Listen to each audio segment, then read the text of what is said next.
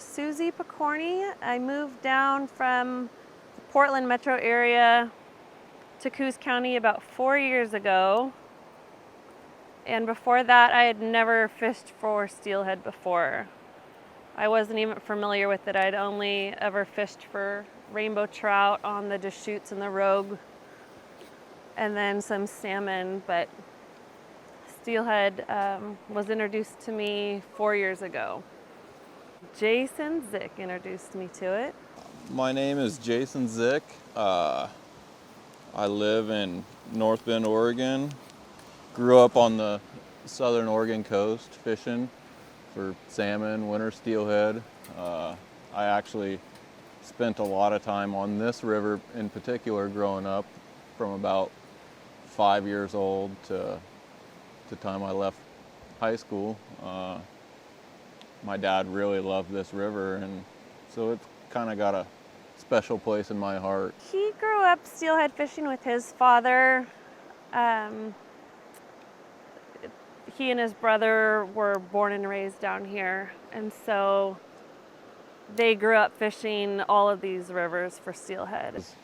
I would say probably when I was about 8 years old or so, I took to it on my own and would actually rig my own stuff up, fish my own rod, and I think I finally landed my first steelhead when I was about 9, and I've just been hooked ever since. And so once I realized how hard they were to catch, it kind of became like my goal to try to master it myself. I did a lot of things wrong, and we both had different ways of fishing when he was teaching me. We've since kind of taught each other different techniques, which is nice. And I don't think it was until the second year that I actually landed my first steelhead on my own. So I kind of showed her the ropes initially, and she just took it from there, and she's actually the one that got me into bobber fishing.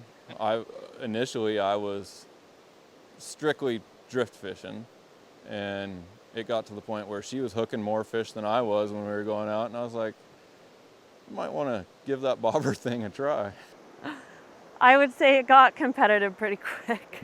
It is very competitive. He so far has outfished me every season, obviously. This year he had, a bit of a head start because of a back injury, but last year we were pretty close. I could pretty much go whenever I want, and she's right there with me.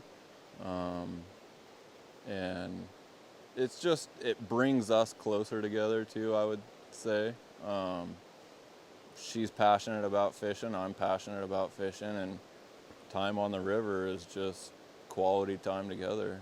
The whole first year was just simply trying to read the water and figure out the different setups. And one day Jason finally just told me he wasn't going to tie my stuff up anymore, so I was kind of forced to learn. We met fishing, really. I mean, our first time actually spending time together was on the riverbank fishing, and yeah, it just kind of took off from there.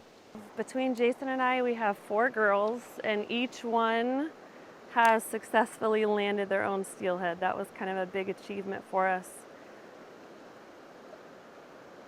Maybe with a little help, the youngest is 8 now, but they've each had their moment of glory for sure.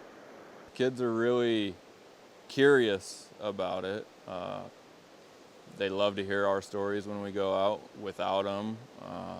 Whenever we get back into cell phone service, they're always asking us, did you get anything? Did you get anything? And they're just really excited whenever we're all out here. We hook a fish, we let them reel it in. Our girls now are getting to the point where they're old enough to fish on their own and hold their own rod and rig their own stuff up, and they really love it. I would say fishing is the theme of our family.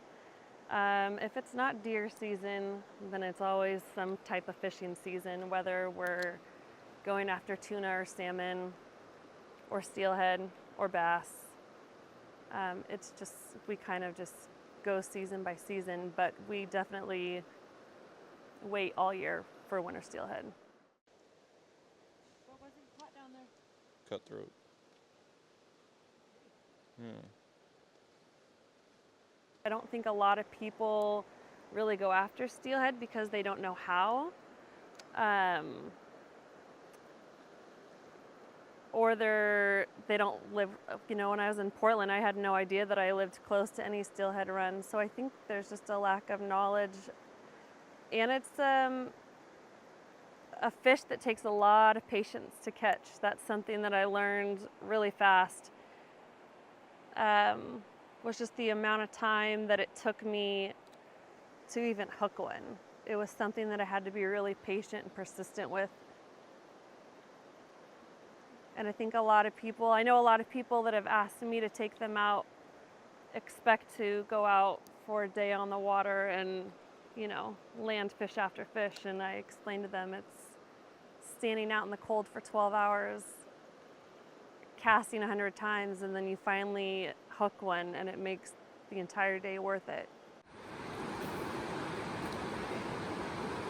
I had just gone through a divorce. My dad was dying of cancer.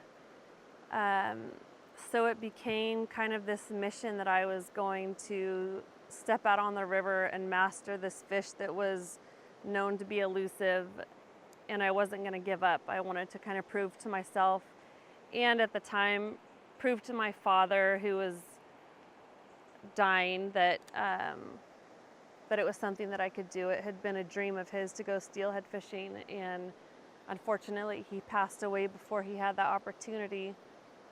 So then it kind of became fishing in his memory, and I just enjoy time out on the river. So to me, it doesn't matter if I land one or not, if I even hook one. I just enjoy spending the entire day out. That being said, I can go, you know, weeks without hooking into one, and when you hook into one and you get that fight and you land it, it feels like the biggest achievement in the world. I'll just ask them if they want to go with me, and I take them fishing with me, and just let them use my own stuff, and if they don't have stuff of their own. And most of the time, after one time, they go out and buy their own stuff, and they're hooked too. It's a very addictive sport. I first let them know they're going to have to dress really warm and be really patient, because chances are they'll be casting all day. And then I think a lot of times they're used to, when the bobber goes down, they don't have to be so quick to set the hook.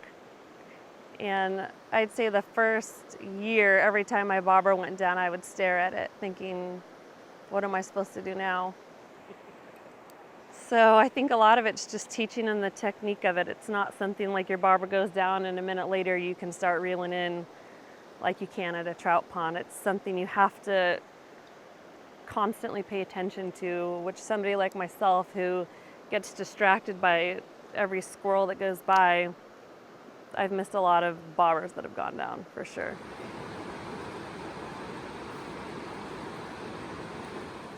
For me, it's just being on the riverbank, out in nature,